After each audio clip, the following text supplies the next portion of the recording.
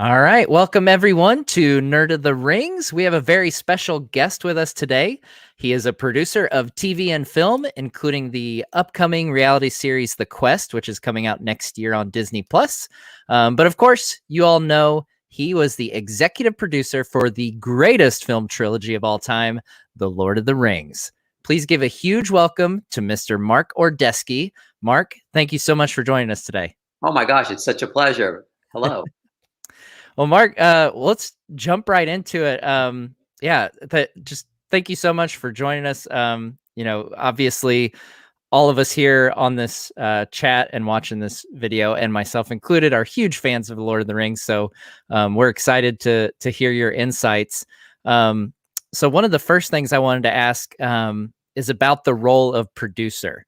Sure. It seems like a very kind of vague term. It can mean a range of things. Sometimes you hear of people who are, kind of contributing to the story aspect, or, it's people who are just putting in money toward the film or something like that. So could you enlighten us kind of on what your role on Lord of the Rings was as an executive producer? Sure, happy to. And yeah, producers is one of those amorphous terms sometimes. Generally, it's worth talking just for a moment about producing. Producing in the broadest sense is basically the process by which you take material, artists, money, and distribution and try to pull them into an orbit that is tight enough that you can make something wonderful with them without like any of the four elements skittering off into like some crazy orbit of its own. So that's generally how it happens. In terms of The Lord of the Rings, it was a slightly different process. I sort of became the executive producer kind of a little bit by accident, because I brought the opportunity into New Line because of my friendship and my relationship with Peter Jackson. And when the project ended up at New Line and was going to be made by New Line, I honestly at that time had no expectation that they were going to have me be involved in its production, because up until that point, I think the most expensive movie I'd ever been involved with was about $6 million. But Bob Shea, who was the founder and chairman of New Line, he was a pretty insightful guy, still is. And he basically said, listen, you were obsessed with the books since you're 12 years old. Peter Jackson kind of like crashed on your couch in like the 80s. So who else are we going to send? And that was kind of his perspective on it. Yeah. So that's how it got started. And really it just incremented from there, because the great thing about, and I, with my producing partner, Jane Fleming, we teach a lot, and people often ask the question, like when you're given an opportunity and you don't feel like you're ready. And there's a lot of people that worry about imposter syndrome and those sorts of things. But generally my rule of thumb is, unless it's like brain surgery or something that you really need absolute critical qualifications, you should generally say yes. Because most of the time, you don't need to do every single element of a job right away. And you just need to have faith that you will grow as the job grows. And that's kind of how it happened with me on Rings. Yeah, that's fantastic advice. If you're, I've always heard, if you're scared to do something, then do it scared, just always jump in. Yeah. So let's back up a little bit. So how did you get your start in the film industry?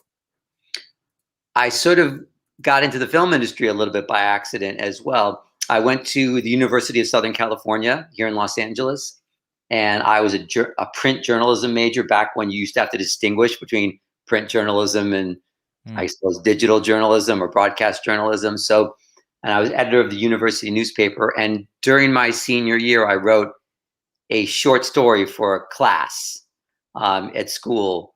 Through a series of circumstances that probably could only happen here in Los Angeles, that short story ended up getting put into development at one of the major studios. Through no real effort on my part, I was very, very blessed to be in a few of the right places at the right time. And I guess people like the story. So that ended up putting me in the film business. And then I ended up getting a job as a script reader, a story analyst, who basically you read and analyze scripts and novels for big producers so that they can prioritize their own reading. And that's how I literally got into the business. Wow. So what did that entail? The script reading. So did you provide feedback to like directors and stuff like that? Yeah, basically it's what they call coverage when Hmm. you're covering something. And basically it's mostly screenplays, sometimes it's novels. I worked for a company, a production company that actually was a division of the studio where my short story ironically was in development simultaneously. But in any case, you read, you write a summary of the storyline, and then you write comments, which sort of tends to put the material in one of three buckets. Like something that's a pass that you feel based on your reading requires no further consideration on behalf of the execs you work for, that they don't need to read it in your opinion. Then things that are worthy of consideration where you think one of the execs you work for should read it. It should get a second or a third read because it's got elements that you feel are worthy. And then the bullseye, which is really a fraction of a fraction, is recommend, where literally you run down the hall, like stop the presses. This is so good. Like, yes, people should read it, but they should drop what they're doing and read it immediately. And I think in that first job, I had that job for about 14 months. I only read two things among what would have easily been 300 plus scripts I read, that where I literally ran out of my office yelling, someone needs to stop and read this.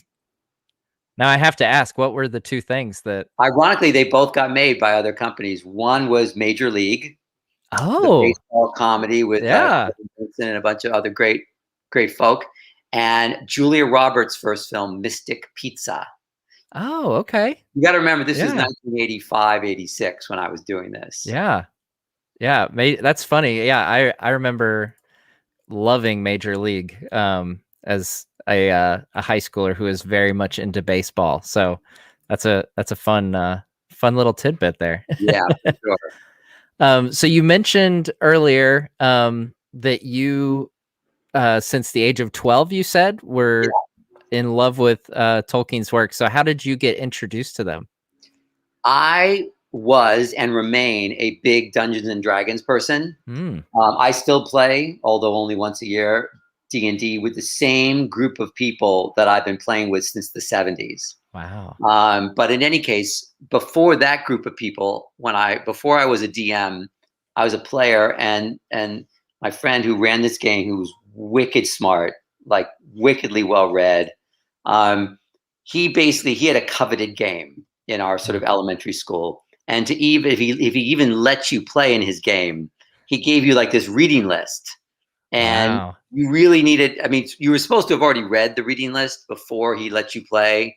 But I think he sort of took it on good faith that if I vowed I would start reading right away, that he would let me start playing. So he literally gave me a box of books. And I just wanted to play so bad that I just reached in and grabbed the first thing on the top of the box. I didn't like search around and the first thing in the box was the Lord of the Rings, which the joke was on me because the Hobbit was also in the box. But it was deeper in the box. Right. So I ended up reading the books out of order, but that's how it started. And you started with the harder one too. Yes, exactly. Luckily, when I was 12, 13 years old, I had plenty of enthusiasm. So it didn't seem daunting to me. Yeah, that's interesting because, so many times you hear people getting introduced to The Hobbit and then they get all excited for Lord of the Rings, when they're 9 years old or something. And then they get to Lord of the Rings and they're like, oh, this is different. I know. I missed the gateway drug. Like, Yeah. I had to go straight to like the heavy lift of Right. the Rings. I didn't get to do the Hobbit first. Yeah. I've on rare occasion I've heard of people starting with the Silmarillion and it's Ooh. like, whoa, okay, you go big. All right. I bow to Yeah. that. That's I major. can't imagine that. Yeah, that's intense. So you said you play D&D about once a year? Now only about once a year. Yeah. I mean, obviously I could play more, but the movie business, the movie and TV business, and maybe it's just the way I choose to do it. It doesn't like to share. It will consume as much of your life.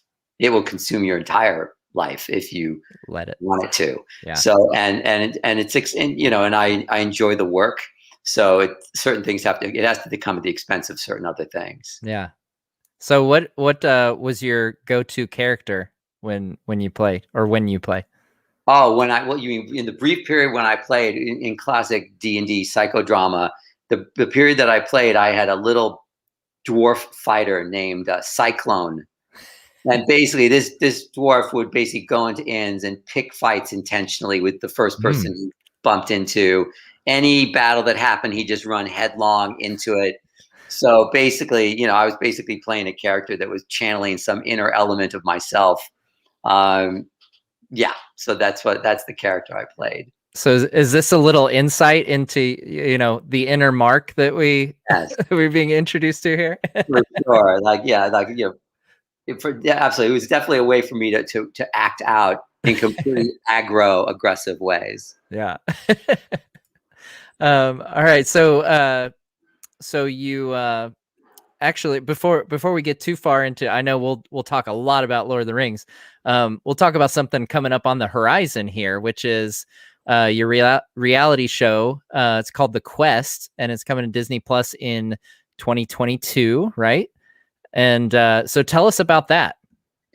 The Quest is great. It's actually a hybrid of scripted and unscripted. We basically take 8 real people. In this case, they're 14 to 16-year-old kids. They're just regular kids. And we drop them into a fully immersive 360-degree fantasy environment where they are the prophesied heroes of a besieged kingdom. And there's a castle that is the centerpiece. So they're living in a besieged castle, effectively. There are actors, there are prosthetic creatures, there are animals, there's stunts, there's magic that actually manifests in front of them in some cases. And there's a narrative that basically weaves in and through their experience, because they are competing to become the one true hero of the kingdom, who will, I don't want to pitch it, but basically there's a competition to take on the villainy that's manifested in the show. And this narrative storyline weaves in and through this competition. And our partners, we make it with 2 great partners, Bertram Van Munster and Elise Stalganieri, who created The Amazing Race, and still make The Amazing Race. And then also Rob, Eric, Michael Williams, and David Collins of Scout Productions, who do Queer Eye and Legendary on HBO Max. So it's basically this wonderful, textured, immersive show where real people get to have this amazing experience. And the kernel of the idea that started the show was indirectly Lord of the Rings, because when we were sort of in pre-production on Lord of the Rings, a number of the actors, mostly the 4 hobbits and Orlando Bloom predominantly, there were a few others, went down to New Zealand early for like sort of horse camp, sword camp, archery camp, so that everyone would look really cool and proficient and natural doing their stuff. Yeah. And they used to send it, this is how long ago it was, they used to send us VHS tapes via FedEx to sort of see how the process was going. And my producing partner, Jane Fleming, who worked at New Line with me at the time, would watch these tapes and thought, man, that is just the coolest thing ever. Wouldn't it be great if like real people could go to horse camp and sword camp and archery camp? Like that would be like the best. And anyway, cut to many years later, and we had our own company, and we thought, what about that idea? And then we hooked up with our partners and essentially developed this format. So this scripted reality immersive format. So that's really what the show is. That's funny that you mentioned VHS tape. So I have an interview pre-recorded that's coming out on Tuesday with Dom and Billy. Oh, sure. And they were just talking about having episodes of Big Brother mailed to them on VHS tape while they were down there filming. Well, I haven't even Dom and Billy are the best. I remember when I used to have to travel during post-production when we'd have new cuts of the movie, and I would fly to Los Angeles because obviously Peter and Fran and the whole post team were still there too. No one could just take time out to fly to Los Angeles. So I would fly with VHS tapes of the latest cut, and I was so terrified. Literally, it might as well have been the nuclear football. So like I was convinced there were spies following me. Of course, there were no spies following me.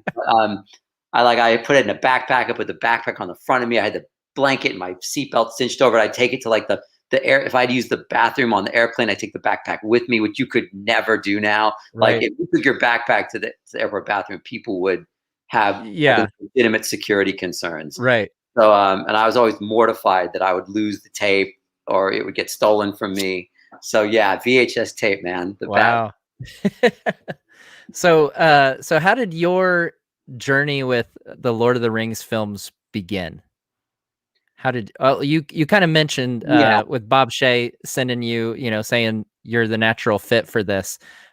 So take us from that moment. What was your first experience with Lord of the Rings? The first two experiences were one, Peter and Fran and Philippa had to take their 2-script, movie plan and turn it into 3 scripts. And so they were doing that while concurrently the production team, were busy changing the plan to turn it into essentially a 3-film plan that were going to be shot simultaneously. And then casting. So I would say that the initial process was basically, and I think maybe one of the primary goals I probably served in terms of the script was, even though I was a huge Tolkien fan and was reasonably knowledgeable, I am no Tolkien scholar. Like Stephen Colbert would kick my ass. If he were here, I would not win. And if he started asking questions, I would lose. But as I sort of knew, which sort of made me, I think, actually maybe a little more useful, because Philippa Boyens, for example, knew Tolkien inside and out, and Peter and Fran were pretty clued in as well. So sometimes it was good for me to talk to them or read drafts and say because I knew enough. So like how much into the weeds did we want to get on certain things? Yeah. So I ended up being, I think, a useful sounding board as they went through their process. Yeah. And then obviously, but my first real job was as Peter and Fran started narrowing down, okay, here are our top choices for Frodo or Legolas, or trying to get their choices in front of the top, studio brass, getting people approved creatively. That was a big part of my role, was really sort of being an intermediary and helping make sure things happen smoothly and effectively. Yeah. So you mentioned one thing that kind of piqued my interest there, serving as that role of, determining how into the weeds you get, how deep into the lore before you start losing more casual fans. What can you think of any specific examples of, things from the films that you could point to and say oh, they were considering going this other route? I can't remember every granular detail, but I can think of one meaningful example. I remember when the Council of Elrond, right? So that was coming up in the shooting schedule, and it was already a really ambitious scene visually, because if anyone who's watching who makes films or studies the making of films, when you're shooting something in a circle like that, the coverage and the eye lines and really complicated. But putting that to the side, the original council, when we had timed out the Council of Elrond scene as it was written in the draft at that moment, it was going to be this impossibly long scene. So the real question of what were the critical elemental things, both dramatically, sort of spiritually, narratively, lore wise, that had to be in there. And I remember we were in Queenstown, which is one of there are a million beautiful places in New Zealand, but Queenstown is among the top beautiful places. And I remember being in a hotel room with Philippa and Fran, and they were shooting. Peter was up there shooting these amazing locations, and I was basically there sitting. Really, Philip and Fran were doing all the work, but basically being the sounding board, trying to as they wrestled the Council of Elrond into the form that you see it in the film, where it's this wonderful, substantial scene. But if you're not steeped in Tolkien, but you're more of one of the casual Tolkien fans, you can still track it. But if you go deeper, then you can track things as well. That was a good example. Yeah, that's a big, that's, I mean, gosh, that's a whole chapter in the book that, Yeah. I mean, there's so much, it's kind of information overload almost when you get to that point. Well, that speaks to how, I mean, really, that speaks to the monumental writing achievement that Hmm. the Lord of the Rings was, because this, a lot of people talked about the books being unfilmable. Hmm. That you read that quote a lot, from other filmmakers that contemplated it, but the word unfilmable glosses over it has to be adapted and Hmm. filmed. And really, the trio of Peter and Fran and Philippa, the way they functioned as a writing trio, Hmm. and just it was wonderful. I mean, it really, each one of them was so critical to the whole process. Yeah. So I'll kind of mix in some viewer questions here as we go along. So if Sure. you guys if you want to leave questions in the comments, I'll try to pull as many as we can while we have time to. So we've got one here from Max Garcia. He asks, "Were you ever worried this epic adventure wouldn't work out?" So I thought that was kind of applicable as we're talking about unfilmable. That Yeah, a lot of people described Lord of the Rings as before these movies. it's interesting. I really had the faith of a true believer. I was, which, I mean, obviously, I had profound faith in Peter. I'd been in love with him and his films since Bad Taste, which I saw, I think, in '86 or '87, and obviously the Lord of the Rings. So I never allowed myself to sort of existentially worry about the project, but there were absolutely challenging elements within the making where you get yourself stuck, on, if you're climbing the mountain and you cannot see how you're going to get to the next Mm, sort of the next cornice or whatever, where you can have moments of great doubt and terror. mm, But on an existential basis, I never had doubts, which was probably important. yeah. So we've got this is kind of a fun one since we were just talking about D&D. So we're going into the kind of the hypotheticals here. Right. If you could have been one character from the film versions, which character would you have been? Right. It's funny. When I was younger, I would have, without hesitation, told you Frodo, Mm. which I think actually might be a little bit on the self-involved side of me. But I think as I've gotten older, if I'm being really honest, the character that I'm closest to from Rings is the Ian Holm, is Bilbo. Like Mm, that's probably closest to me in reality. mm, So I would say that would probably reflect. I mean, aspirationally, everyone would imagine wanting to be Aragorn and right. and having that. But if I'm being honest, I'm really Bilbo. So I usually ask this toward the end, but since we're on the topic already, what who is your favorite Tolkien character from his entire works? Right.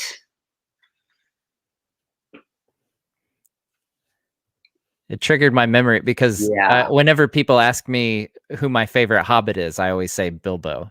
Right. He's my go-to as far as Hobbits go.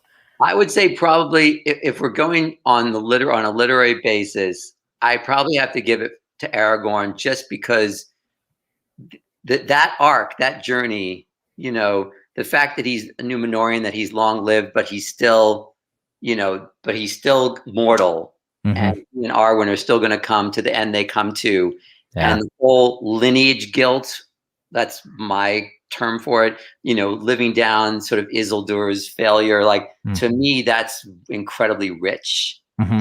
from a literary perspective. So I'd probably go that way. Yeah, that's a good answer. Yeah, I've gotten a lot of feedback from folks that I've introduced them to the in the appendices where it talks about Aragorn and Arwen. It tells their story of Yeah. them dying, and it's tear jerking stuff, and it's not even in the actual book. No, I know. It's in the extra stuff. I'm like, don't skip the extra stuff, people. So true. So what was it like filming all three movies simultaneously? I mean, I think nowadays it's kind of taken for granted, but back then that was not really done by anyone. No, it had never been done. People had made 2 sequels back to back of a previously successful film like Back to the Future 2 and 3. Right. That sort of a thought. No, there was no one to call and because it wasn't so much 3 films simultaneously as it was one gigantic 11 some odd hour movie being made, where necessarily a lot of film 1 stuff was front loaded into the schedule because we had to have it ready for post in terms of visual effects and other things. But really, the key to the whole plan, there are so many great people in the production, but really Barry Osborne, who is one of the Oscar winners with Peter and Fran for producing Lord of the Rings. Barry worked on like Apocalypse Now. Like that's how far back Barry goes. Yeah. And like he worked on the first Matrix movie, like Rapa Nui. They're like his specialty is like complex, challenging, overseas movies. Like he's not happy if there's not some real giant challenge. And so, he and his team, interfacing obviously with the rest of the creative apparatus of the movie. That's really it, because there's no one to call. I mean, there was no one to call, say, hey, when you did 3 movies simultaneously, how did you deal with this? There was no roadmap. So yeah, for sure. Wow. Yeah. It kind of, every time I think back on, how many things had to go right for these movies even to get made, let alone for them to be the masterpieces that they are. It's kind of remarkable. Like I can't imagine that we'll ever see anything like it in our lifetimes. Just thinking back to, like you said, no one had ever done this before. Peter Jackson, was definitely not a household name at that point by any means. And, here's the unfilmable, book of the 20th century, go make 3 movies all at the same time. Yeah. It's kind of amazing. And obviously it's celebrating its 20th anniversary of the release of Fellowship this year. So it's amazing what an achievement that was. For sure. No, it was an absolute blessing.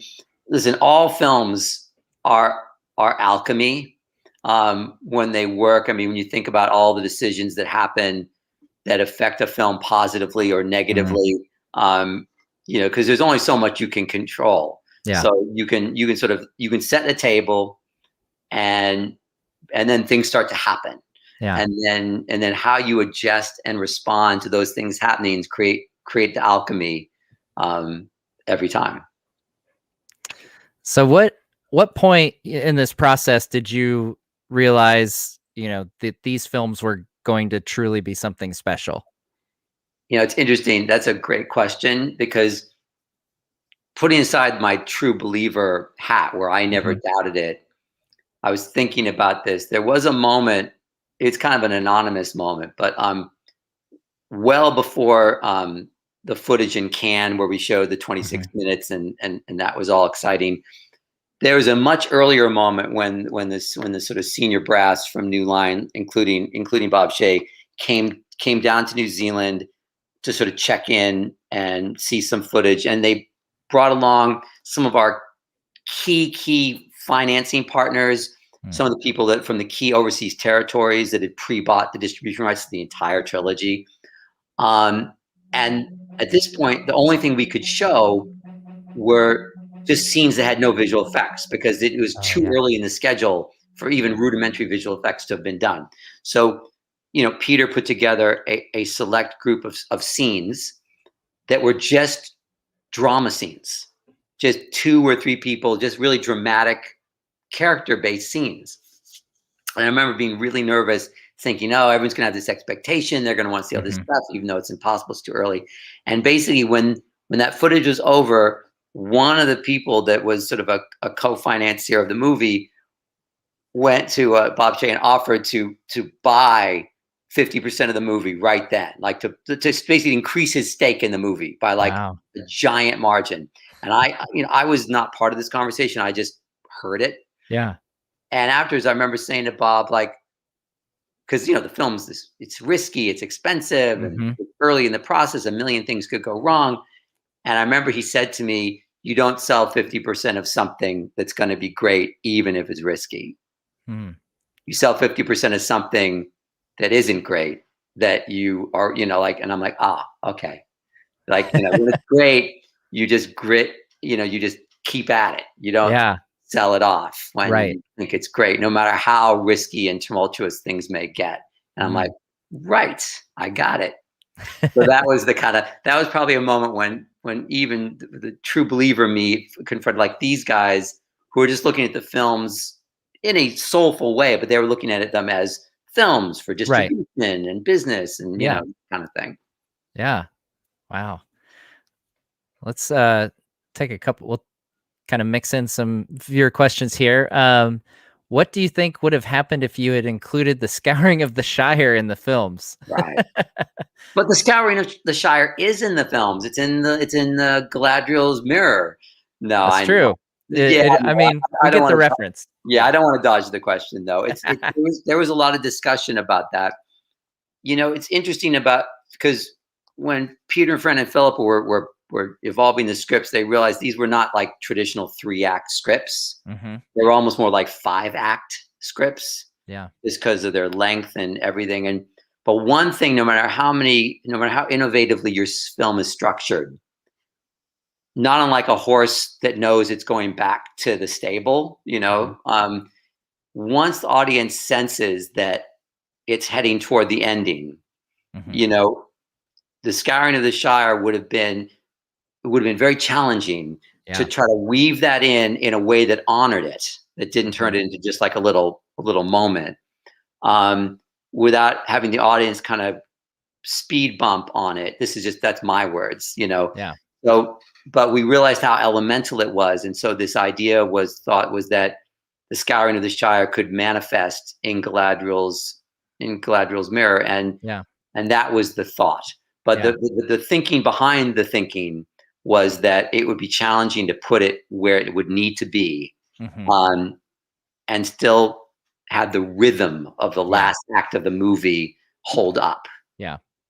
Yeah, and I'm totally in agreement there. It'd be very hard, to add essentially a second climax after, the destruction of the ring is what we've been talking about for the better part of 3 films, and then, oh, surprise, we're gonna have another end.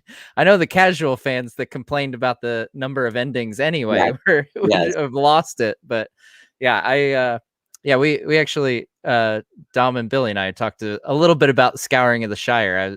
We were talking about that a little bit in our interview Yeah. coming up. But yeah, it's a great part of the books. I know, I'm among those who really like it. But yeah, from a cinematic standpoint, I think there's definitely some things that you have to lose in order to make it work in a film adaptation. Another one of those, obviously, is Tom Bombadil. Yeah. Were you in on any Tom Bombadil conversations, or was that kind of an early cut in the process? My recollection is that was a decision fairly early on, like Hmm. in terms of planning. Yeah. Um, so I wasn't there. I would have to. I have my own point of view, which is that, and again, this goes back to the Tolkien scholars who are watching and enjoying the movie versus Hmm. more casual or less knowledgeable Tolkien fans. If you put a character like Tom Bombadil in there who handles the ring with no ill effect, like it's really tricky. Yeah. That's a high bar to Yeah. cross for an audience member who might not know the deeper dive on Tom Yeah. Bombadil. So I imagine that was always my own thinking. I never Hmm. was asked to participate in a conversation about it, but I remember having that thought Yeah. that you know, Yeah. I mean, there's certainly a reason. You look at all the adaptations. We talked to Brian Sibley about it, and in his radio adaptation, and right. you think of the animated adaptation. It's a part that raises so many questions to the casual viewer. They would be totally lost, and wait, when's this Bombadil guy going to show back up? He was really important, right? No, actually, he's not. Just forget that you saw him. Let's see here.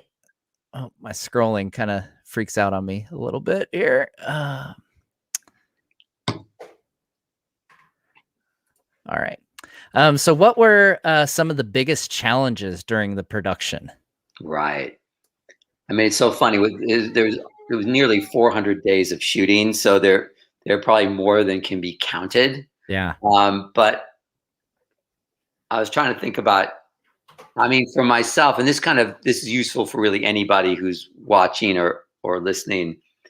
The real challenge on any ambitious endeavor is to not lose touch with the larger goal of what you're trying to accomplish, because basically when the pressure is there, time, money, just various pressures are being brought to bear, the overwhelming impulse is to surrender to that. It's to surrender to the pressure and take the easier road that will make people less nervous.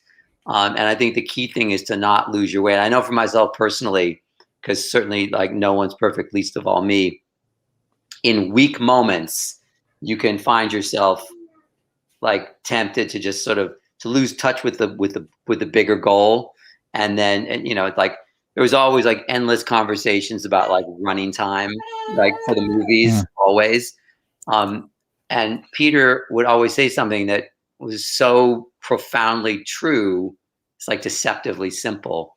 Like the right length for the movie is the right length, meaning if you're watching and he didn't say bored, but basically if you're watching and there's a lull, or you're watching and there's disengagement, obviously it's not so much that the film is too long, is that section there is not working and probably has to go or be revisited. And therefore these things find their level and you have to have faith in the process.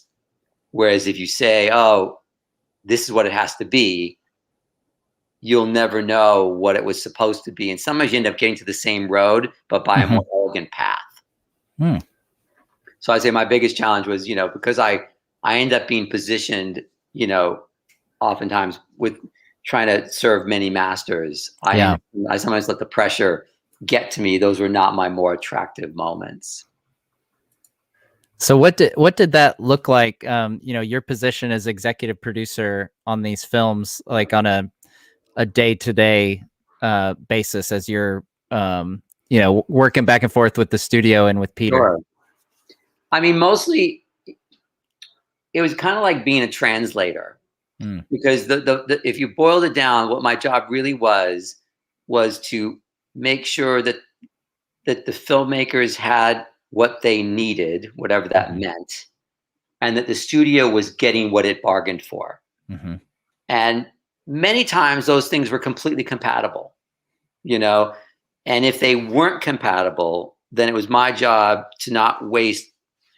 It was my job to help find a way to frame things to one side or the other in a way that would resonate. Gotcha. Like if, I remember, here's a good example. In Fellowship, can't believe I'm going to call it this. This was like this ended up being the shorthand in the scene with Galadriel, right? And Frodo at the mirror and the scary Galadriel scene. That was like the shorthand for it, right? We never test screen the movies ever.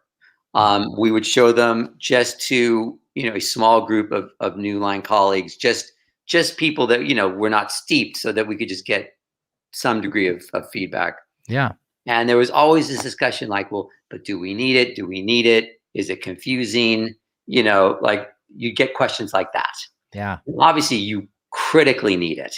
Yeah. Because anyone, even a casual Tolkien person, you got to show the temptation of Galadriel to really evoke how toxic the ring is and everything else. Right.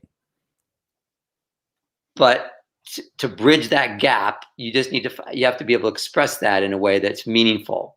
So I remember like having those conversations on behalf of the film, with the studio, saying like, this is why this is an important sequence. It may not seem that way to everyone. Yeah. But it will, and it is, that those sorts of things. Yeah.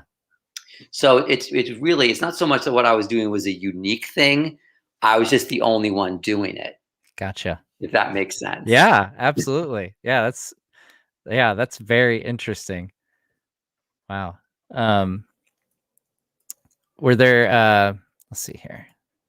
Sorry, my my mouse kind of keeps freaking out on me here. Let's pull in another question. So we got one from Eric Bull, whom we both know. Yep. How do you feel Peter's earlier films like Bad Taste and Brain Dead influenced the trilogy? That's a great question too. I would say the most important way is Peter is an incredibly kinetic filmmaker. Like even like in Bad Taste, I mean, he basically invented his own camera rigs, because he, just where he put the camera. Peter would never be limited. Like if the right place for the camera was here in Bad Taste, then he was going to find a way to rig it and then hang himself off a cliff where he literally couldn't feel like his leg for like his ankle for like 2 weeks afterwards, right? So like I remember, so that same aesthetic now cut to Lord of the Rings. I remember one meeting because I often get access to all these meetings, and Peter would say, with Gollum, we're going to put the camera here. And all the visual effects artists realizing that if the camera was there, that means you were going to see pores in Gollum's face. If you're going to have a close-up like that, the challenge, the level of challenge for Gollum was going to be, so that kind of thing, like I'm going to put the camera in the exciting, dramatic place, always. And if there isn't a way to do that now, we have to innovate a way.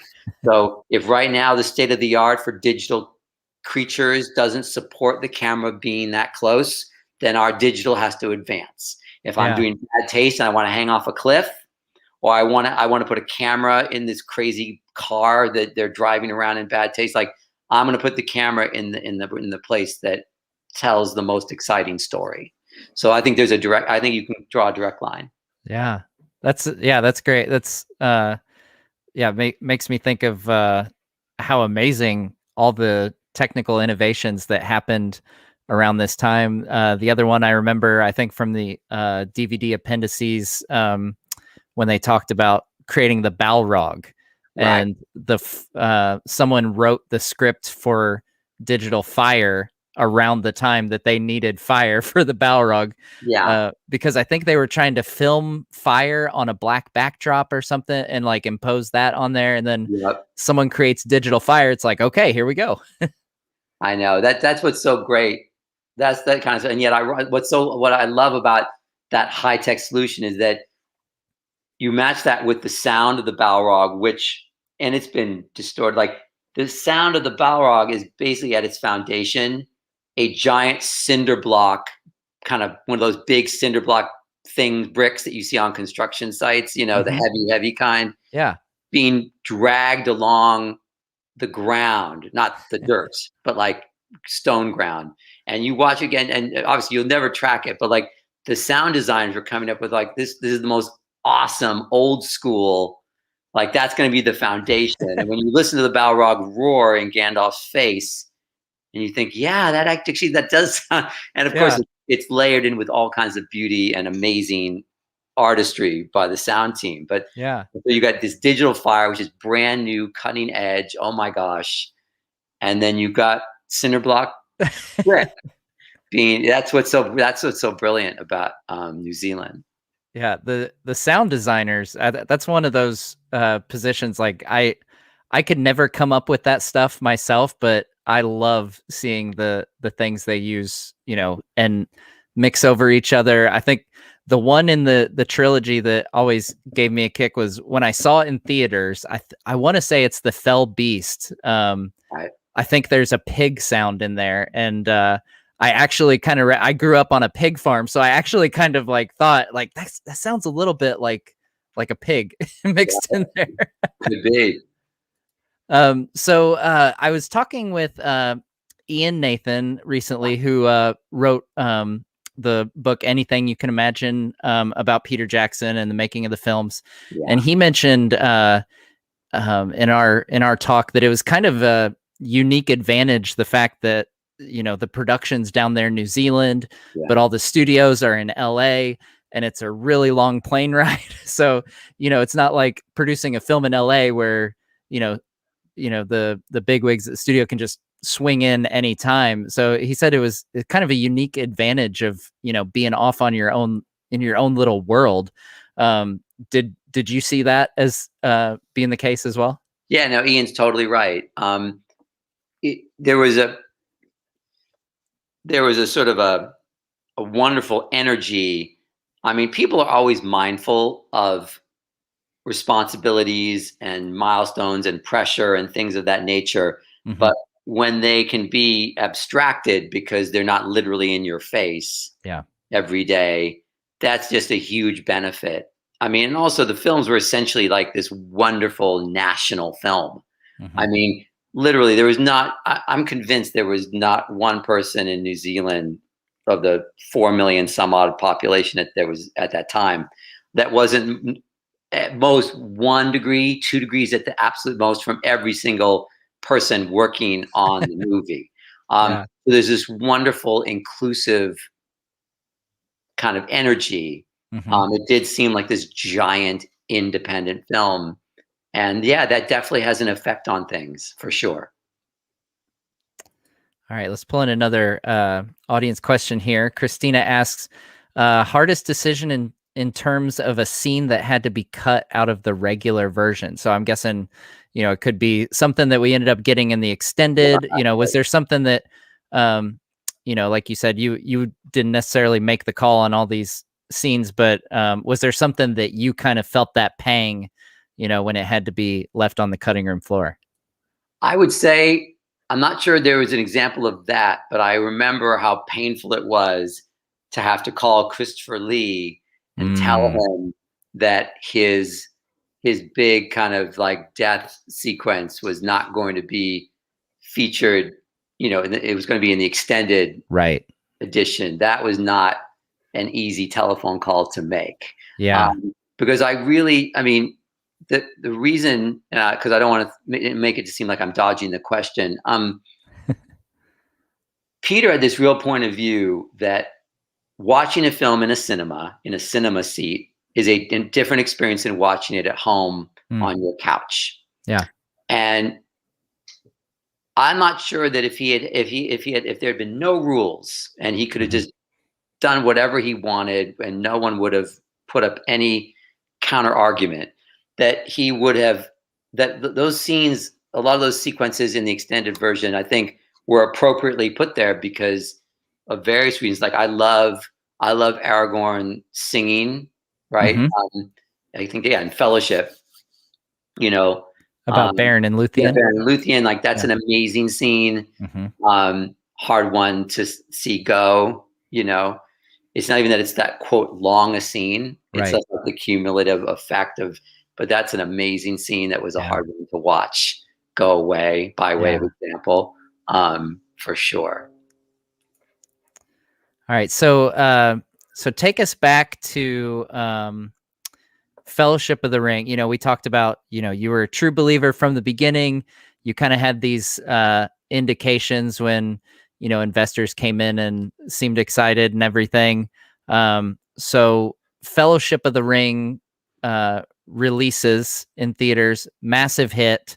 What was that like in that moment when you knew it already that this was something special, and to kind of have that confirmed? Yeah, I think although I always believed it, I was not prepared for the scale of the success. I remember, I think it was the first X-Men movie came out while we were either in post or something. But anyway, I think it grossed. I'm using my creaky memory, but I think it grossed like 150 million or something. Mm-hmm. By the way, fantastic. I'm talking about like in the United States, not worldwide. Yeah, right. And I remember thinking to myself at that time, boy, if Fellowship of the Ring did X-Men 1 business, boy, that would be amazing. Like I remember thinking, I don't want God to think that I'm being greedy by like wishing for that. So the scale of the success, which was like, I think it was 300 million in the US. Yeah. And then overseas, obviously much, much more. The scale, I was completely unprepared for the scale of the success.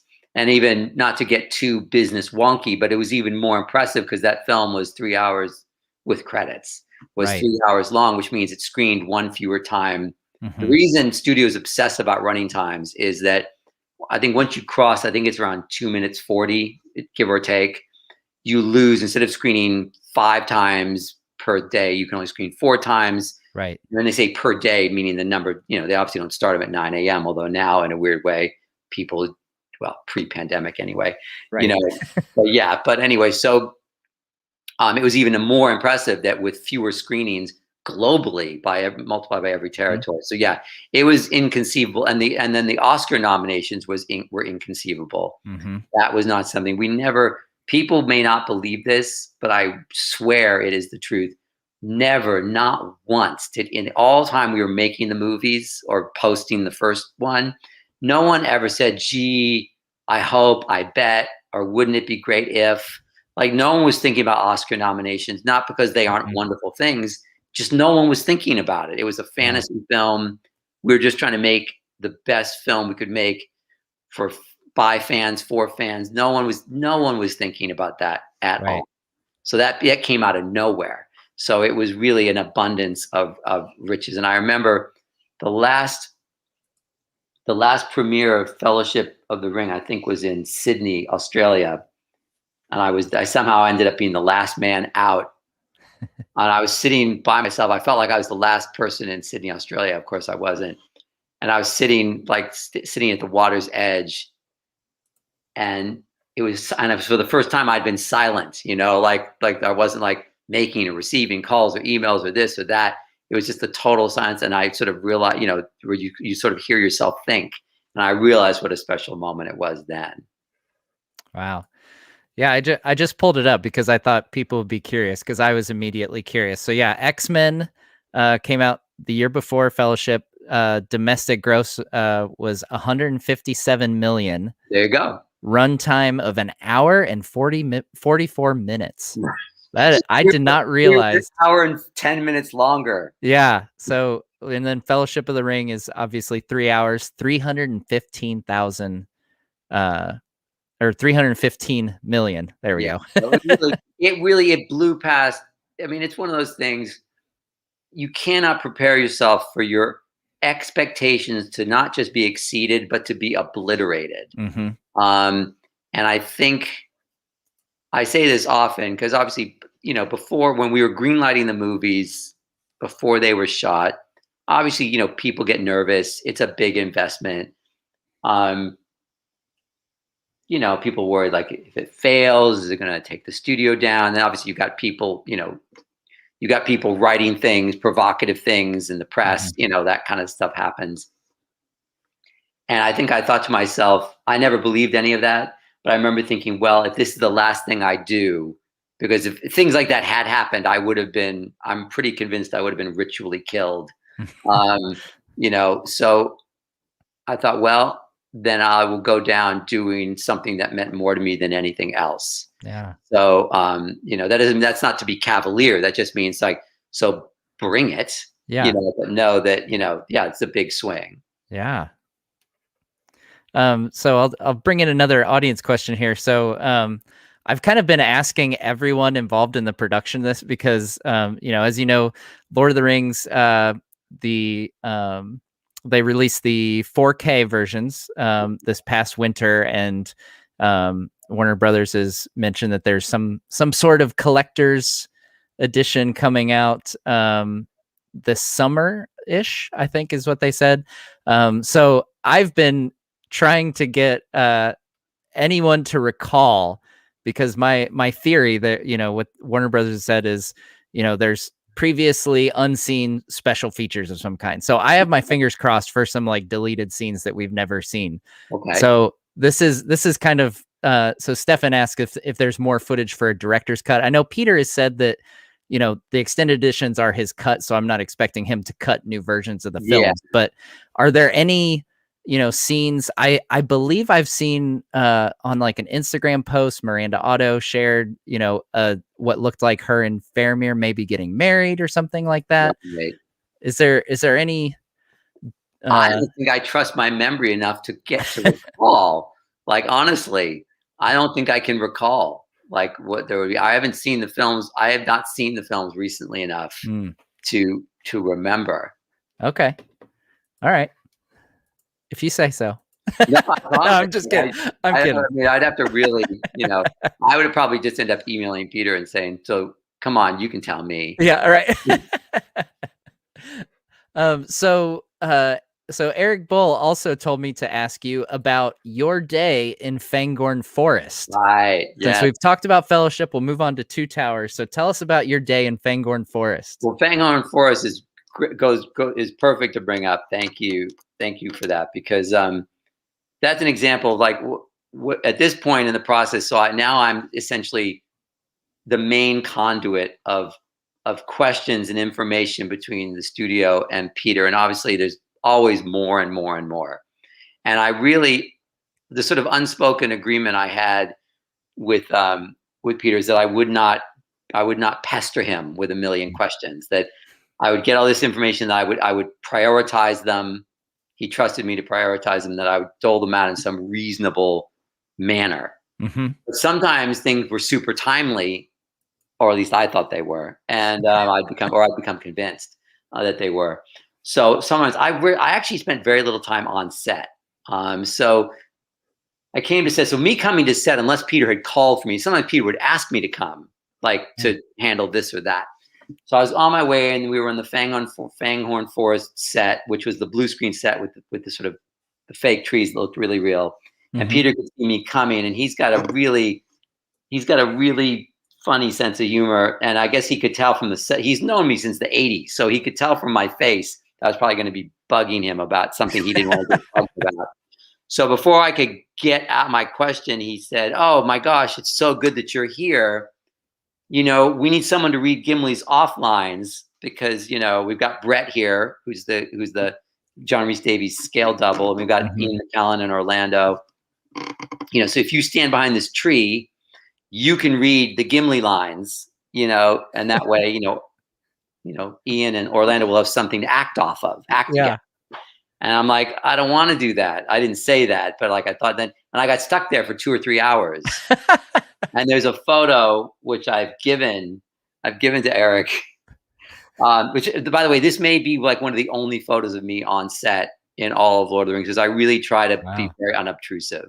So, and the expression on my face, like I'm just staring off like the 1,000-yard stare, because I've been outflanked, and I'm stuck in the forest, the blue screen forest. So, you talked about, your D&D character was a dwarf. So did you really get into those Gimli lines? And I was terrible. I would bet I might have been sulky with a small S, even, because I think I was probably like, damn it, So no, I think I just tried to do a solid job, but I think I could have had a lot of fun with it, and I think I missed my moment to have fun. So Fellowship, we talked through we're kind of Fellowship being a huge hit.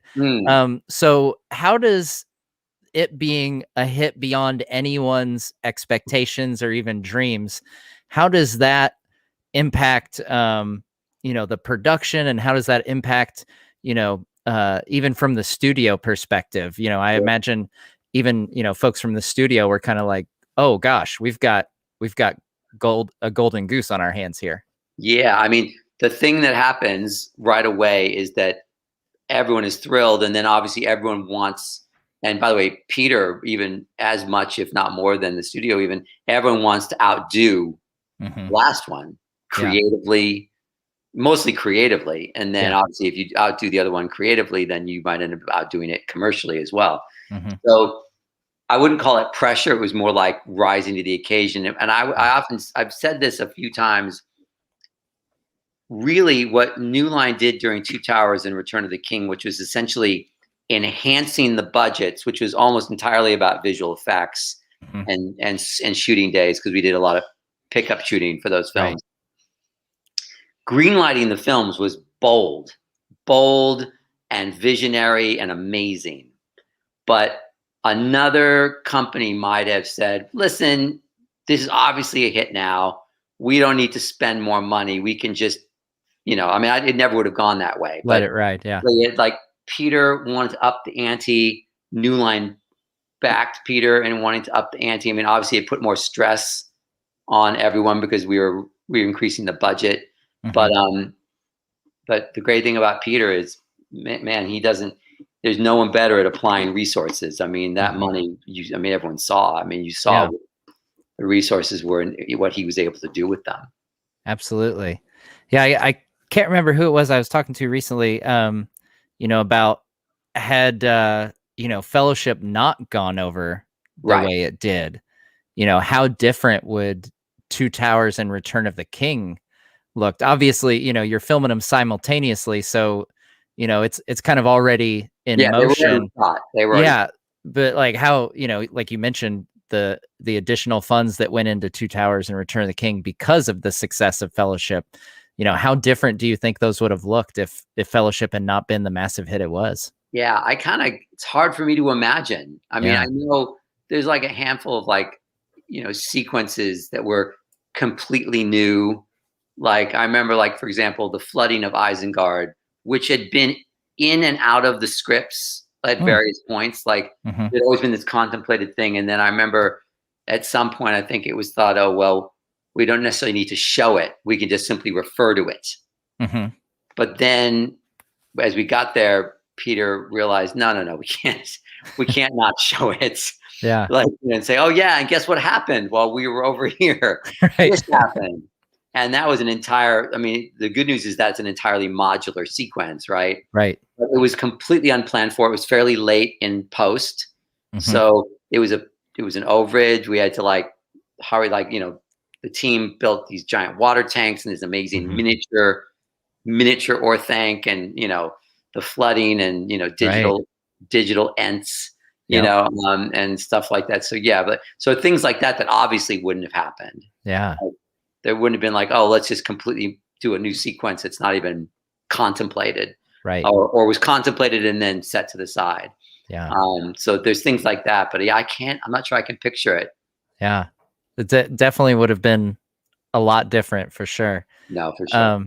So then Two Towers gets released yet again. You've got 3 more, I believe, Oscar nominations for Two Towers. And obviously still, critical and commercial hit. So what's it like around that period when you're 2/3 of the way there, so to speak, and you're 2 for 2 so far? It was a great feeling, because the Two Towers was actually editorially was probably the most challenging of the 3 films because it was the middle child. Yeah. And Peter and Fran and the editorial team particularly, there was real creativity and to put that whole movie together in a way that really satisfied the way it did. Whereas with Return of the King, you knew what you had. It was just a question of maximizing the opportunity. Right. So nothing is easy, but at least when the path is clear, that makes it easier. I mean, this is well known by probably everybody, but I love the fact that we were still shooting Return of the King even after the Return of the King Oscars, because we were shooting the skulls, right? the skulls falling over, I think, in the Paths of the Dead, for the extended edition, obviously. Right. But yeah, it just we wrapped the Return of the King after the Oscars. It just made me laugh. Yeah, and that's a great point. What other film series? It's such an amazing thing in and of itself that that a studio would be willing to do it, for one thing. Be shooting after the film has released and has won Oscars and everything, just for the extended edition on DVD to come out. Those things in and of themselves were an event. Yeah, it was. We were very fortunate. Timing matters a lot in life. I mean, first of all, Peter was absolutely passionate and had an absolute conviction that these extended editions should exist. And I think the theatrical cuts benefited from the fact that he knew that there would be extended editions, so it made the decision making easier, comparatively speaking. And the market, the DVD marketplace, was still so hot. I mean, it was such a big deal that it ended up being.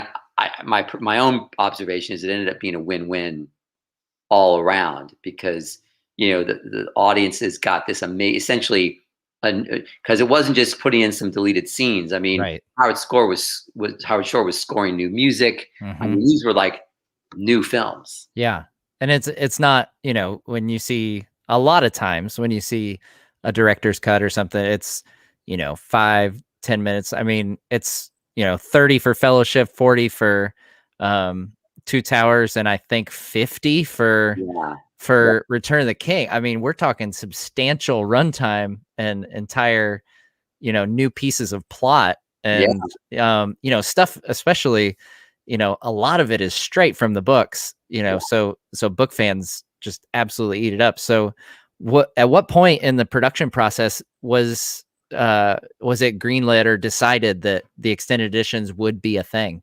I think it was decided once we decided for Fellowship. It was essentially decided for the whole trilogy. Once the decision was made that we were going to do it once, we sort of made the decision we were going to do it for all of them. Yeah. And did that come after like the theatrical was released, or no? I think there was stuff happening, because if there were things that were, I mean, obviously we had to prioritize finishing and delivering the theatrical versions, in a timely fashion, so they could be, go out into the universe. Right. But yeah, I mean, post was going all the time. All the time. Yeah. So I think I phrased that a little weird. So when did you guys decide to do the extended for Fellowship, or was that always in the plan? Yeah. So I guess, gotcha. Was it not until after you knew Fellowship was going to be a success that, the studio said, oh, okay, yeah, we'll do these extra DVDs? No, my recollection is that it was not decided. It was not part of the original plan, but nor did we wait for Fellowship to be a success. Gotcha. It happened during post on Fellowship, when we realized there was an opportunity to take these scenes, because we did have long films. There's an opportunity to take these scenes and create essentially a new artistic output with them. So yeah, it was decided during post on Gotcha. So, okay. So yeah, now you could argue, I mean, we're playing hypothetical games, like had Fellowship then gone out, so we make the decision, and then Fellowship goes out and doesn't work. I mean, who knows? But that wasn't the case. Right. Yeah. Well, I always remember, it's I'm show my age to some of the younger fans, but I remember being just beyond excited, going out at midnight to pick up my extended edition DVD, and then knowing 1 month later the new movie's coming out. Oh my gosh, absolutely. Such great timing. I loved everything about that schedule that you guys had with those. So let's see here. Sorry. So we're kind of through, Two Towers, and then Return of the King, the climax of the whole trilogy. As I always like to say, sticks the landing, wins 11 Academy Awards, still tied with Ben-Hur for the record for most wins. So what was it like, that culmination of everything? This is, correct me if I'm wrong, it's something like 10 years total that was spent between pre-production all the way through Return of the King, somewhere around there. Yeah, I'd say for Peter and Fran and stuff, it might be slightly longer, but yeah.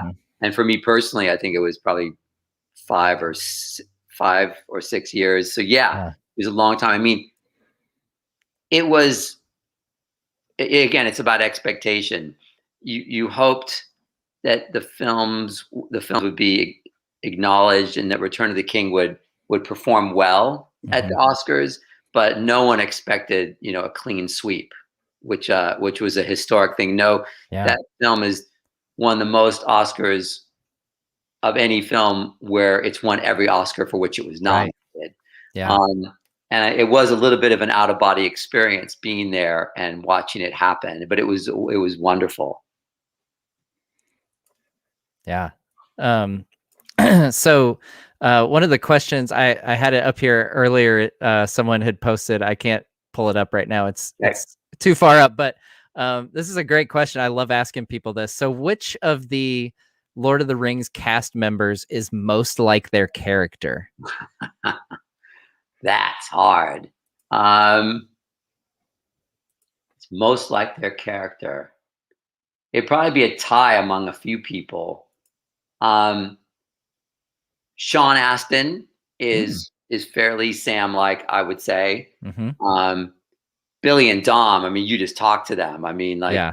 you know, I asked them this same question actually. So yeah.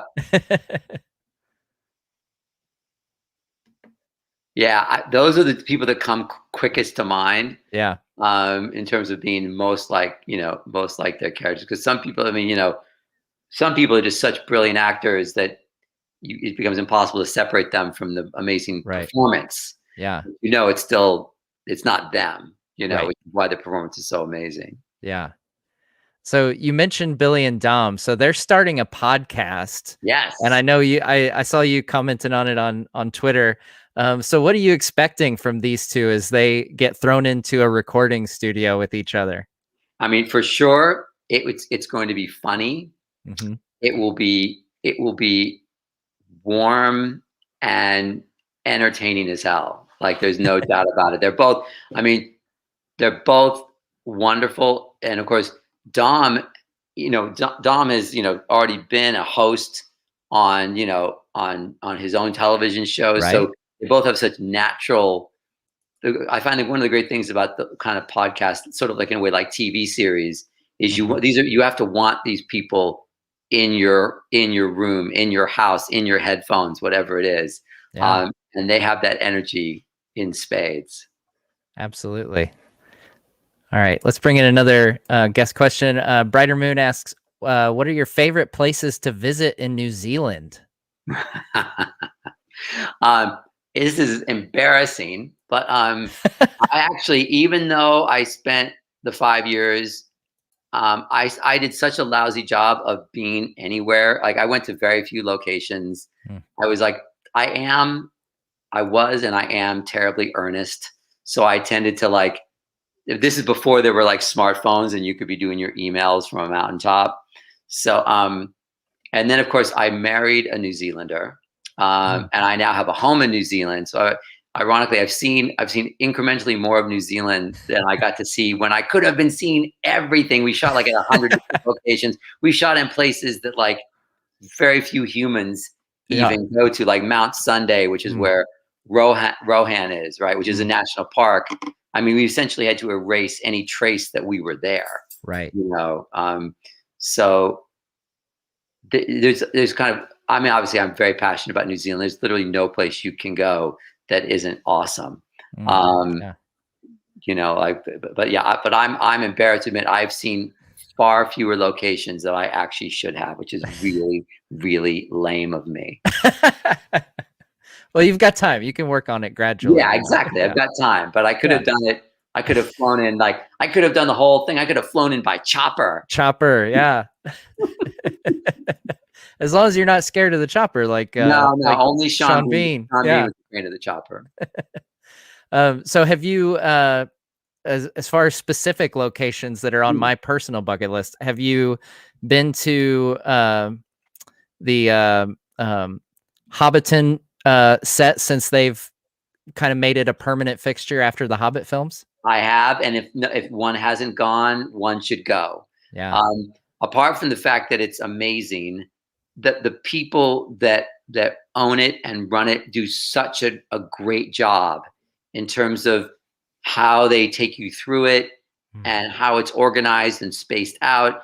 And it's just, I'm not even afraid about over promising on it. It's really, I brought my New Zealand family there to go to see it. Yeah. And they obviously, they love me and they love movies, but it's not like they're not Lord of the Rings super fans. You know what I mean? Like they're thrilled to go, but but like I could tell, like if even they were like, wow, this is pretty amazing. Yeah, So yeah, anyone who can go should go. That it's in a great place. great. So we mentioned, those were obviously, you mentioned Rohan, you guys had to completely, you know, make it as if you were never there. The Hobbiton set, for those of you who aren't familiar, they took it all down after Lord of the Rings, but then they put in, put it up permanently so it could remain after the Hobbit trilogy. Yeah, Yeah, so definitely a bucket list item for any Middle Earth fan. yeah, So let's talk a little bit about the Hobbit trilogy. It comes, around 10 years later after Return of the King. So you were not involved with that one. You had other things you were working on at that time. What was your kind of reaction to them going back to Middle Earth? Were you excited to see what they would do? I'm happy anytime there's a chance to see more of Middle Earth. Mm, So I was glad they made the films. There was a moment when I was going to be involved, but my contract at New Line was expiring, and mm, ultimately New Line was being folded into Warner Brothers. So there were all kind of right. things happening. Yeah. So it was not to be. Mm, But I was glad. Like anytime there's more Middle Earth to see, I'm happy. I particularly remember when I saw the first one, but it really applies to all the Hobbit films. But just seeing, because just the quality of the light, and because it's a different time. I mean, it's only 60 mhm. years, but yet it's a profoundly different time. Yeah. And there was something quite wonderful about just capturing that and being able to see it and inhabit it, which Mhm. I thought was great. Yeah. Um, do you I'm looking through the comments here. What is your we're jumping around a little bit, but what's your favorite Tolkien book out of all the books? Out of all the books, I mean, I'm probably too old school. I mean, I really can't. I mean, let's put it this way: if we're going by the books that I've reread the most, which is probably the fairest, it Mhm. probably is still Lord of the Rings because that's the Mm. one I've reread the most times. Yeah. You can't go wrong with Lord of No, the Rings for sure. for sure. Um, it, I've been telling myself maybe I'll say it just to force myself to actually do it, that I should really tackle this another read of the Silmarillion, which mm, I know. I mean, I read Children of Hurin. Like I read, yeah. I've read plenty, but like I should really go back to the Silmarillion and try it another go. Yeah. It's probably the right time in my life. Oh, and there's my cat who wants to basically Yeah. photobomb me because he's not getting fed. But no, the cat does not have a Lord of the Rings name. Um, the cat actually has a Brazilian name because our Brazilian neighbor named the cat after a Brazilian pop star who has red hair, and the cat has slightly red. Oh yeah. So the cat is named Xuxa, Xuxa, which is a Brazilian pop star, and there you go. There we go. I like it. So uh obviously the kind of the big current event news with as far as adaptations of Middle Earth Yeah. is the upcoming Amazon show. Yes. So as someone who has executive produced the crowning achievement of Middle Earth adaptations, what are you thinking as a fan, as a producer? What are your thoughts looking at the future of Middle Earth on film? It's interesting because I mean, the Lord of the Rings on Amazon Prime is like virgin snow, right? Like Mhm. there's not one foot, like I know nothing. I'm completely blind.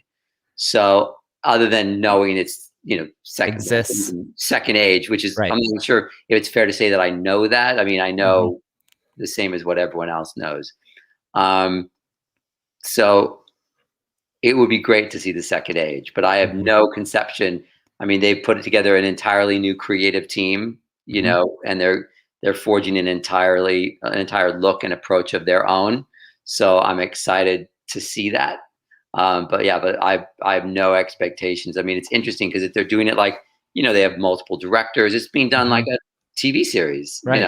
Yeah. So I will be there to watch, Mhm. but I have no context. Yeah. I don't think many of us do, honestly. Most of it is our own guesswork at this point. Yeah, They've been very mum so far they on have been, which it's interesting because of course Peter and maybe obviously it was an earlier era of social Mhm. media, Right. literally. But like Peter was a giant fan, like, even from the very first Ain't It Cool News question thing he did. Like, remember the Yeah. very beginning, like he was big on transparency. I remember even on King Mhm. Kong, he did like daily video diaries. So he was a big believer in like throwing open the doors and Yeah. showing, not to take away the magic, but to show how things were being done. Yeah. So obviously, I'm always a big believer in confessing one's own biases. Mhm. So that's my own expectation. So obviously, Amazon is going an entirely different way, which they have every right to do. Yeah. But to me, it's kind of like, and I think maybe for a lot of fans, maybe, um, it's a little bit of whiplash, Yeah. between the two approaches. Absolutely. Yeah, I think that's a great word on um you know a great insight on how I think a lot of fans interpret it, because I see a lot of people kind of sort of freaking out a little bit. Yeah, And I try to remind people like, hey, we don't have a trailer yet. Like, let's, no news isn't necessarily bad news because it is yeah, a very big difference, when um in that time, Peter, especially with the Hobbit trilogy, he was releasing production diaries yeah, regularly and everything. But like you said, social media is definitely a whole different beast than it was back for then too. sure. No, and yeah, absolutely. Which is, I try to listen. Here's the one thing I've learned. I try to retain empathy Hmm. and compassion. Anyone making anything, like not just movies Yeah. and TV, which are obviously fiendishly difficult, but anyone in any creative endeavor, is walking their own path, and they make the best decisions they can make for what they believe serves their journey. Absolutely. I really try hard not to project my own, like, well, if it were me, Hmm. not like literally saying those words, but like, Right. in my mind, like, well, that's not how I would, or that's not how I'd like to see it, because ultimately I can't really, everyone's just got to walk their walk. So, you know, Yeah. Absolutely. Yeah. So what we've obviously talked a lot about Lord of the Rings here. What are some of your um favorite films for you personally other than Lord of the Rings? sure.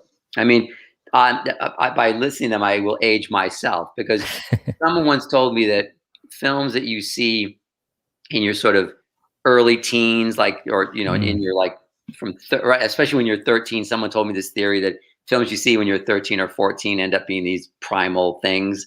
I'm like, okay. Yeah. but obviously I'm older, so like my favorite. I sort of subscribe to this.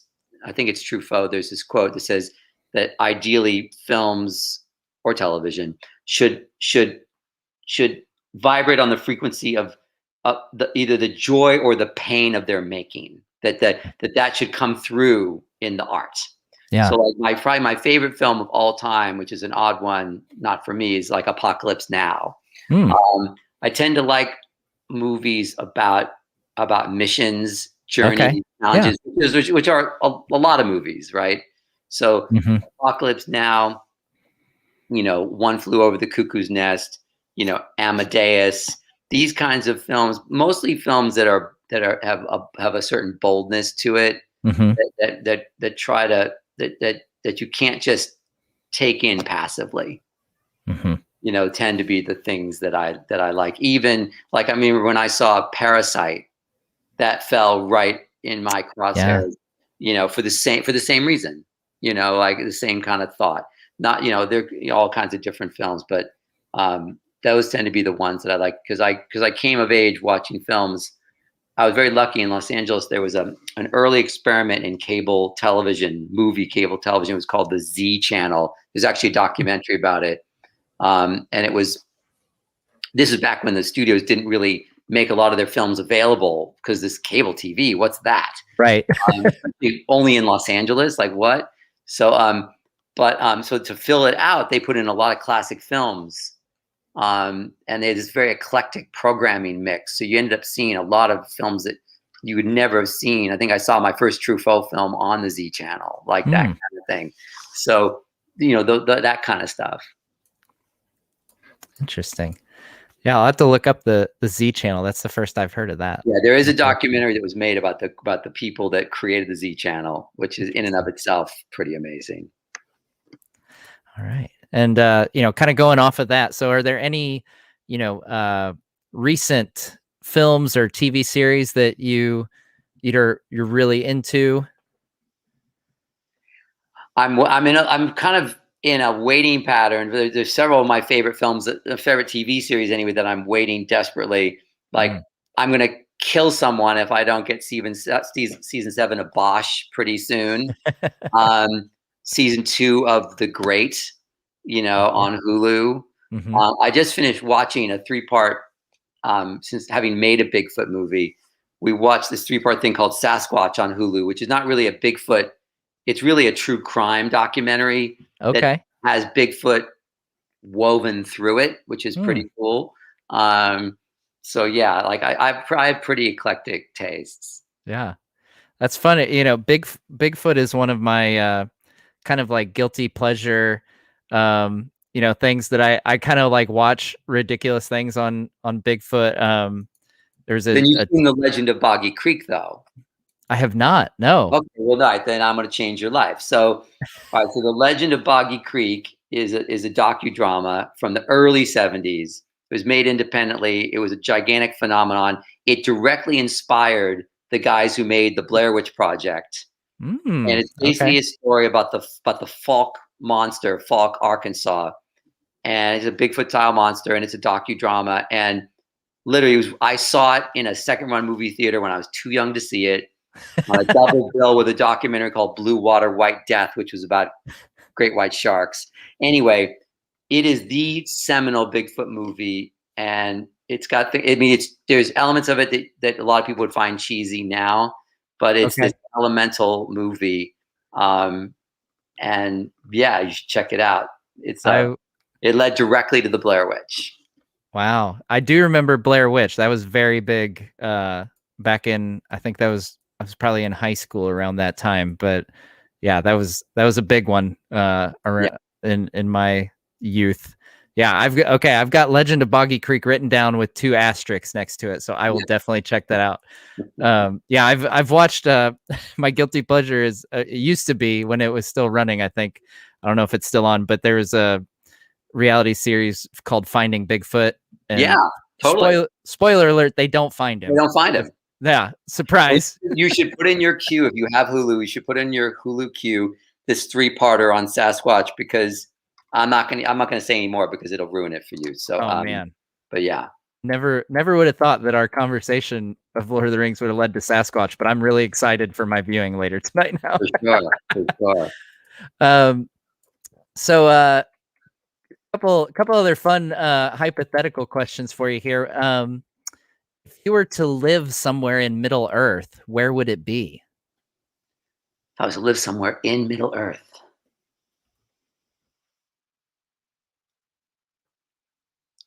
it's interesting. I mean, even with all my Bilbo energy, I'm not sure whether Bag End would be the place, but sure is tempting. Yeah.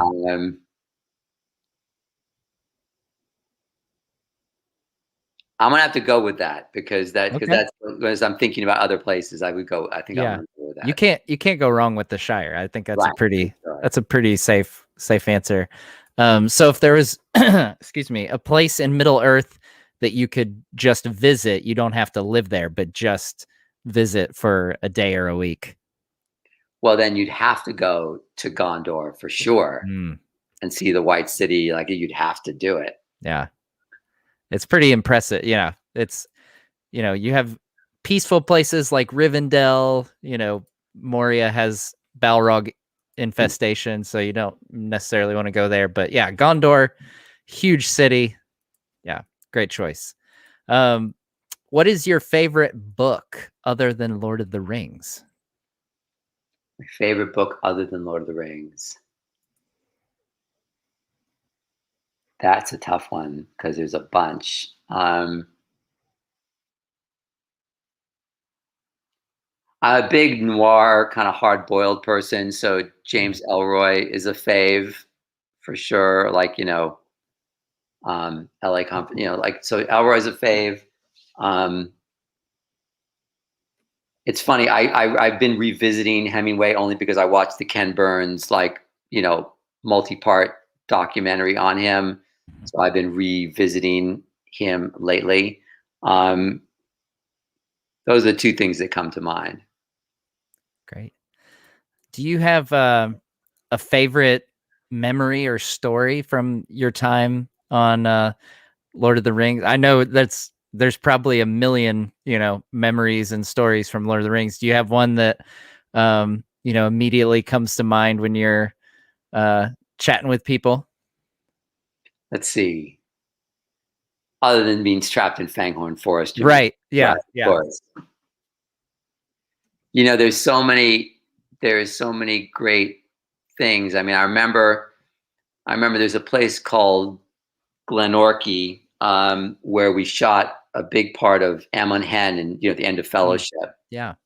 And I remember I ended up having my first meat pie at this like gas station. Well, it was more than a gas station, but anyway, in Glenorchy, it's just this ridiculously beautiful, pristine place, and we'd built those kind of ruins around Amon Hen, and it was just great. I remember, and I was very fortunate. I only remember it so well because Vigo, who is the true Renaissance man and an artist on top of everything else he made me like this piece of art. Like he took a photo, and then he had some slate, and then so he made me like basically a piece of art inspired by that location. So I always remember it for that reason. Very cool. It seems like every person I've interviewed so far, when I get to talking about their time during Lord of the Rings, it seems like for whatever reason everyone has a Christopher Lee story. Well, sure. So, if you have one, what is your Christopher Lee story? Oh gosh, there's so many. I'll just share the two quick ones that come to mind then. One, there's no more brilliant, elegant dinner companion than you will ever have, because his stories, his like his most common stories are the best stories ever. So like I remember having dinner with he and his wife Gita, in London where they lived, which was amazing.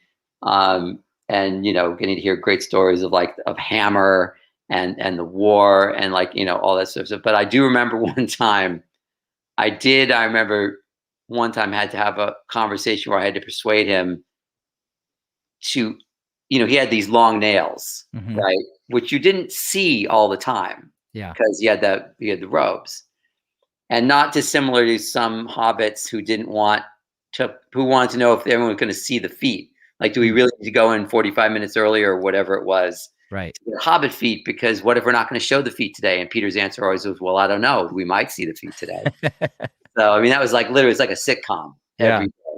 So I remember one time, it was Christopher Lee with the application of the nails. It was the same thing. Yeah, like we see in the Palantir when he, that's when they're on full display when he's using the but Palantir. Of course, Peter wanted them on all the time, just because you never know. Right.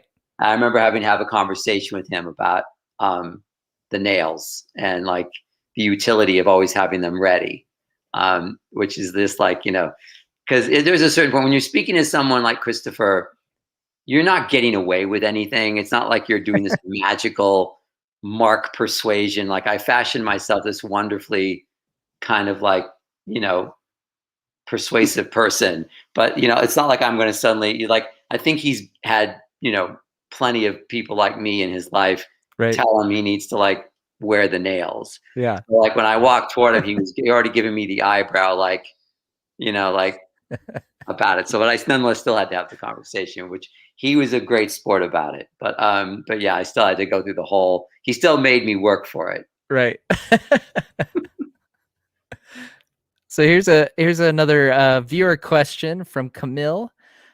Which charge scene is more epic in your opinion? Eomer's charge at Helm's Deep versus Theoden's at Pelennor Fields. Right, that's a great question.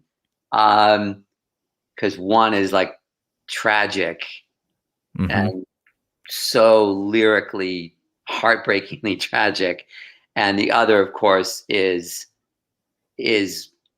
also it seemingly could be tragic, but then ends up. It's the catastrophe situation. Yeah, I would probably give Pelennor Fields the edge for myself personally. Do you have a favorite scene out of the entire trilogy that you just think every time you think about it or see it, you're just like, man, this is my jam? Gosh, that's hard. Yeah. There are so many scenes. I mean, sometimes even sometimes one of the simplest scenes though is some of the better. Like I know in the Prancing Pony, like we used it endlessly in the trailers, but when Aragorn says, are you frightened? Not nearly frightened enough. Because one of the things that's great, I mean, the Black Riders are obviously scary the way Peter shoots them. Yeah. But when someone it's a great conceit when Peter shows here's this very capable looking human warrior who we don't know that well, and he's telling you should be frightened. Right. That goes, and then Sam, saying, I'll have you, Longshanks, and like that, even just that energy alone. I mean, obviously there are huge, giant, epic, amazing scenes, like too many to mention. Right. But yeah, sometimes, because ultimately it is the story about these hobbits. I mean, that's what it's really, at the end of the day, the whole thing is about buying time for Frodo and Sam to get to Mordor to try this impossible task. Right. And so really, I remember during post in editing, whenever things, because it's easy, there's so much footage and it's so there's that Peter and Fran would often say, like, if Frodo's not on the screen, is what's on the screen commenting on, complimenting, contributing to, meaning it doesn't have to be literal, right? But meaning, as you radiate out from Frodo and Sam and what they're doing.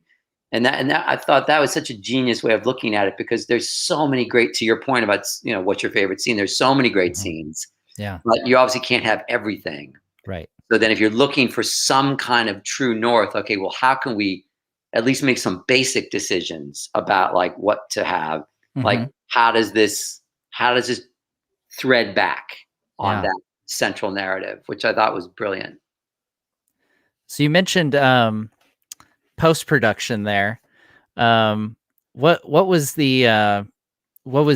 your interactions with post? You mentioned you weren't on set a ton. Were you in post-production then? I was in post-production way more than I was, mostly because it was centralized between the visual effects element, the sound element, and the picture, editing element.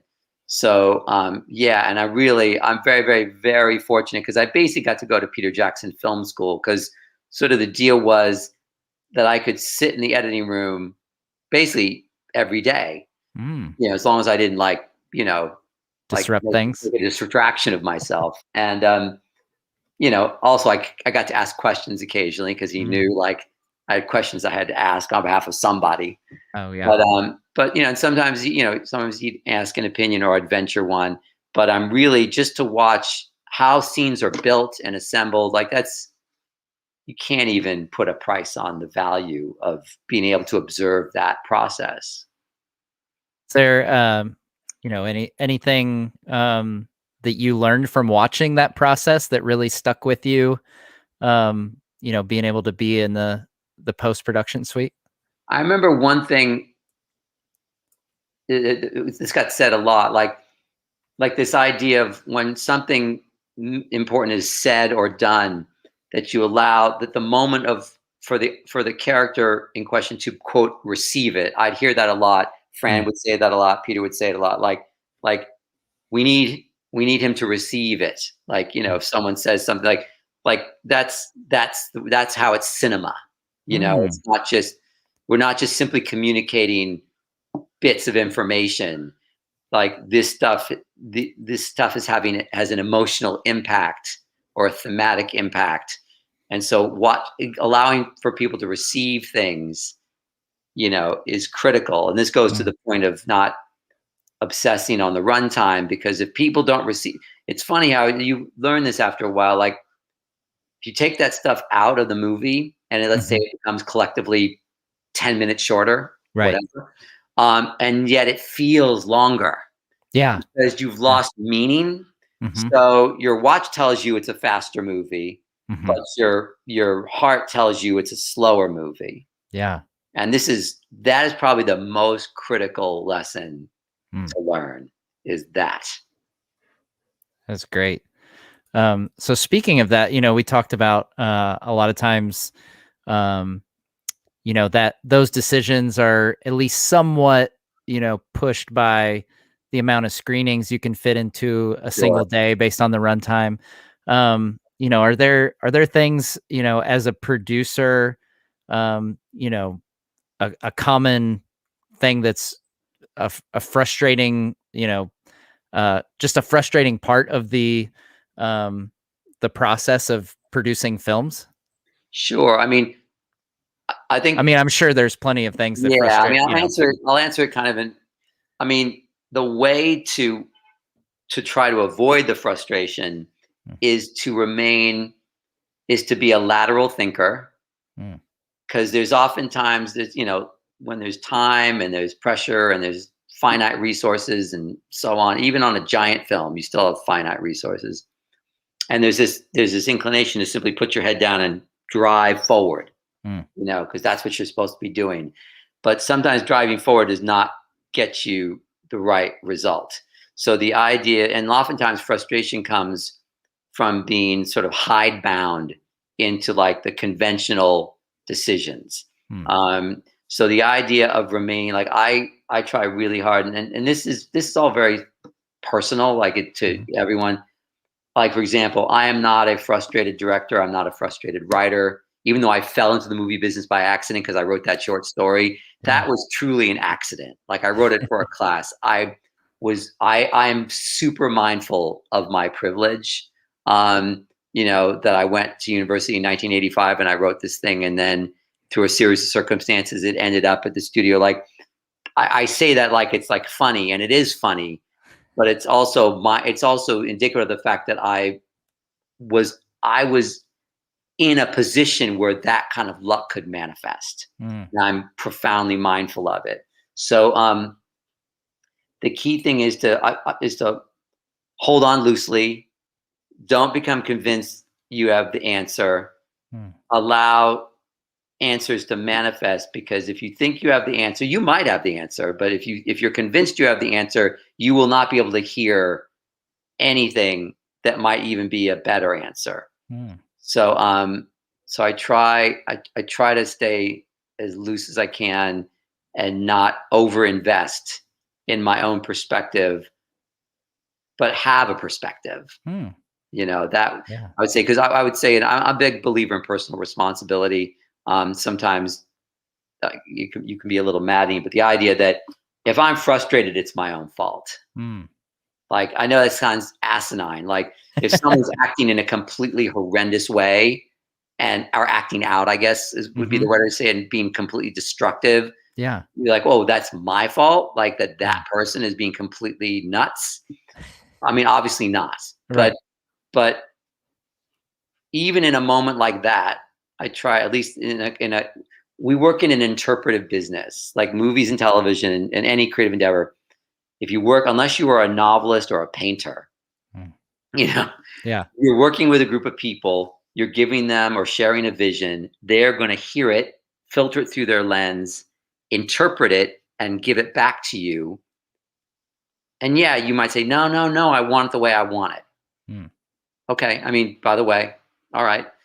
But to leave space to be surprised or that there's another way, I think is an antidote to a certain degree of frustration. Mm. That's great. So what kind of going off that, that's some, great, I think, life advice in general. What would you say is the biggest life lesson you learned from your time producing Lord of the Rings? Probably the biggest thing is that, I was prepared for it long, but I mean, the main thing is you don't know how many moments, really ripe moments of opportunity. There are lots of moments of opportunity, big and small, that come along. But if you're not poised to capitalize on them, then that's a frustration. So one of the things I did because of my own particularly neurotic nature is, I got this job at New Line, and I lived in this tiny little apartment, like literally 1 block from New Line. I didn't have a car.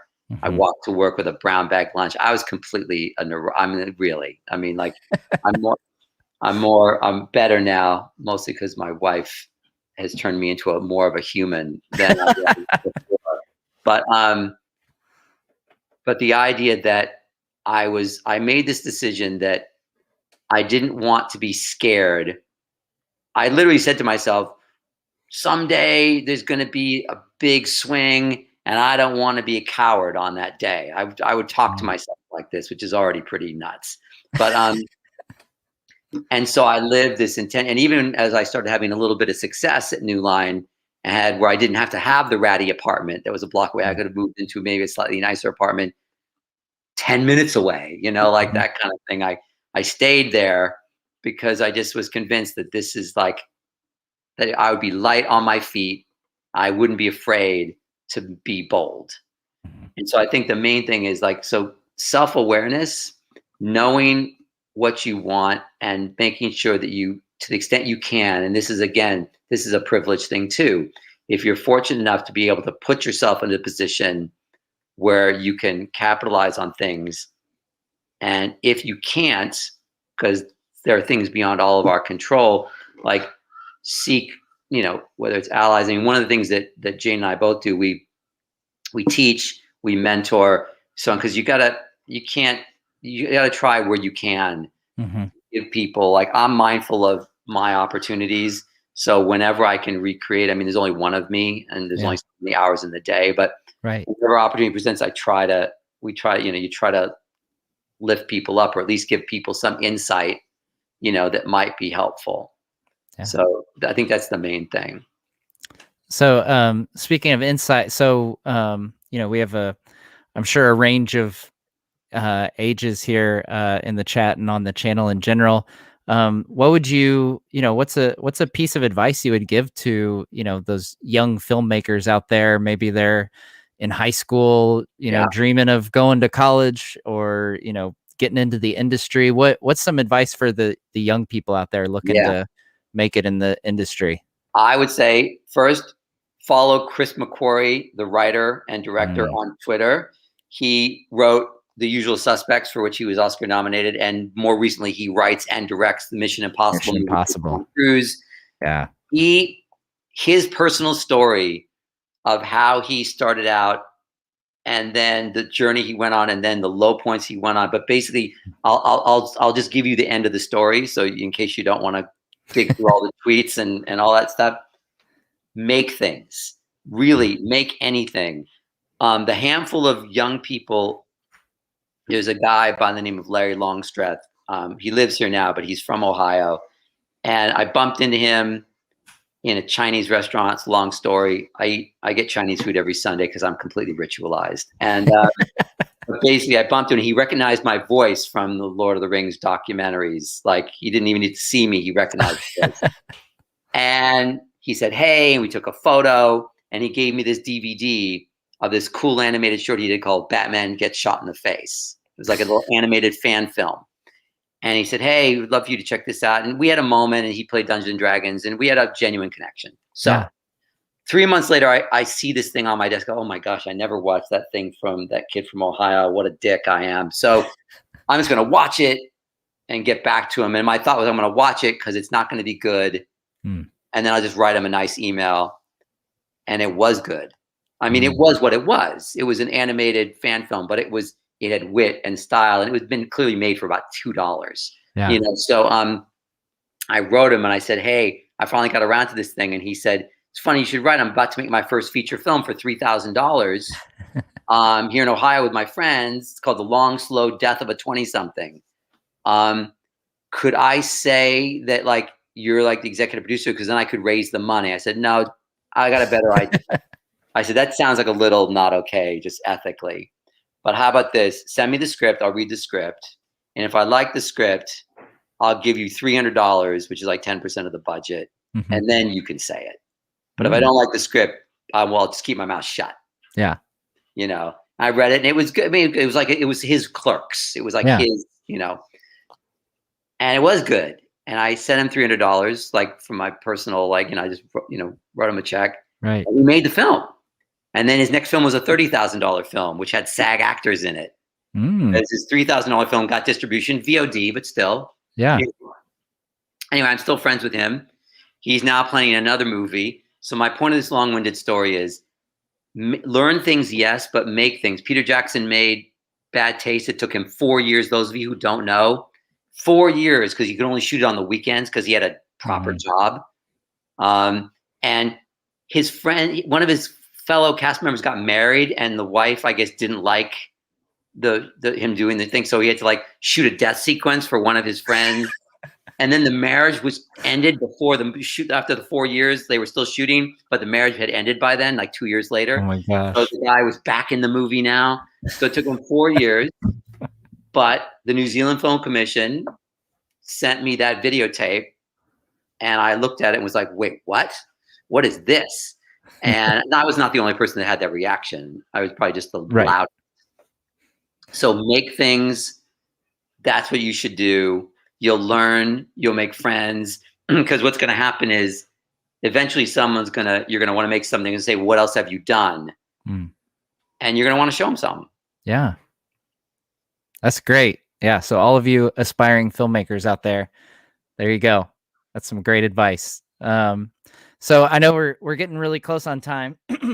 So just one last question for you. So, you know, looking back on everything, you know, we've kind of covered the whole spectrum of, you know, the timeline, I should say, of Lord of the Rings. So, you know, what is it, you know, what do you think of, you know, when you think back to 12-year-old you who gets into, you know, gets handed by, you know, this exclusive D&D club that you've just been allowed into. Yes. And you get infatuated with Lord of the Rings.